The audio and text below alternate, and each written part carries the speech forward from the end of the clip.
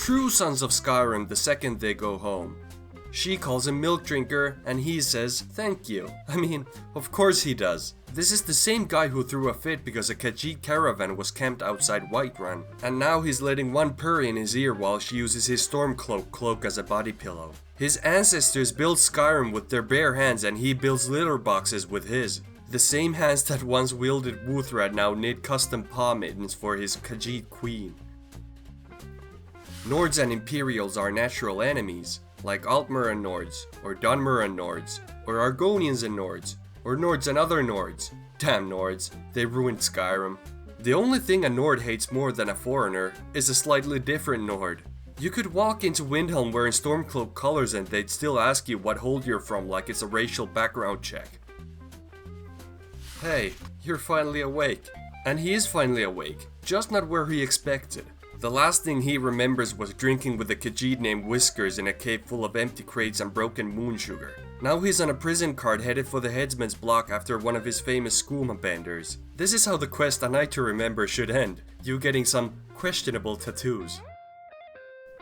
Fighting Stormcloaks in Corvinjune for the Jagged Crown during an Imperial playthrough. A random Stormcloak soldier yells, "For Skyrim," as I cut him down with a legendary ebony greatsword. At first, it's just another quest. You're siding with the Empire because it's the logical choice. Organized, stable, not led by a guy who shouts racial slurs between sermons. But the Stormcloaks are just people who are fighting for their homes, and you still decided to cut them down. Nords will turn 15 and make one of these their entire personality. They hit puberty and suddenly it's, I drink mead, I work metal, I yell at elves, I've never known intimacy. Mining, forging, or drinking, just pick your trauma. And the romance option? Yeah, crossed out for realism. The only relationship most Nords maintain is with a forge, or an axe. Nords willing to fight to the death on Mundus knowing they'll go to the most ideal afterlife. Nords in Sovngarde hiding from Alduin fearing permadeath. Nords will scream, I fear no death, until they actually die. They trained their whole lives for an honorable death, not a second one. Because Sovngarde is supposed to be Valhalla. But it turns out it's just Skyrim with worse lighting and a dragon you can't fast travel away from. Me, an albino wood elf entering a city. The drunk Nord I just walked past. Holy a snow elf. This Nord barely remembers the war he's in, but the moment he sees white skin and pointy ears, he thinks you're about to summon Oriel and melt everything in sight. Then comes the drunk logic. If he's a snow elf, does that mean the Falmer are watching me? What if the Thalmor sent him to spy on my ale choices? Do snow elves still exist or am I just really drunk? The answer is yes. Khajiit in Skyrim. The Nords are cruel, they treat us like criminals. Also Khajiit in Skyrim.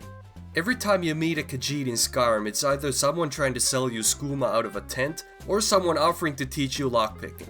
You know what would help? One Khajiit who's just normal. But no, it's always, this one has wares if you have the coin, and those wares, 98% illegal, 2% legal. Stormcloak supporters when I tell them I don't care about Talos. You worship a warlord who screamed so hard he got divine status. I worship fast travel and not dying in a cave for a civil war no one asked for. Talos didn't save Skyrim, he just made it louder. Dwarves of Markarth. Disappear. Nords. It's free real estate. The Dwemer vanish and the Nords don't ask what happened. They ask who owns the deed. Markarth becomes a Nord city overnight, and not by conquest, but by squatting. Riverside is for the laborers, Dryside is for the nobles. It's not just free real estate, and every time a Reachman complains, a Nord noble calls it history. Hey bro, look at what I wrote. Skyrim's for the Nords. Yeet the child. Every Nord-born child gets this idea planted in their brain before they can read. Skyrim is for the Nords, not because it's true, but because some meat-stained uncle shouted it once during a brawl and now it's gospel. And now he's out here handing in manifestos written in crayon. When you play a Khajiit, but the caravan treats you like a Nord.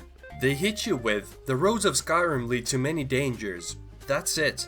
No secret handshake, no insider prices, not even a discount on lockpicks. Because to them, you're not Khajiit, you're a player. Which means you're just another Nord in disguise here to ask invasive questions and sell bear pelts.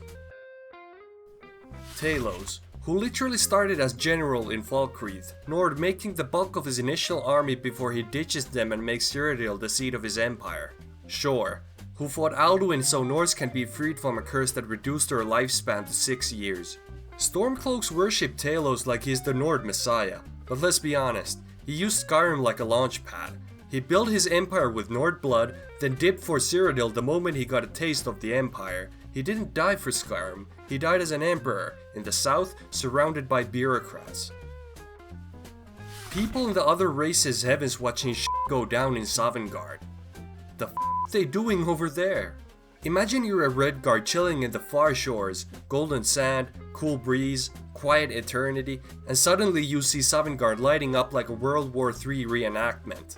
Alduin's dive-bombing ghosts, Yskamor yelling in Old Nord, someone shouting people off a cliff again, and you?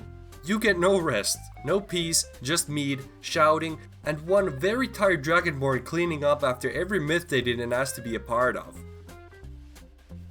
Thanks for watching, and you've already committed this far, might as well subscribe and make it official.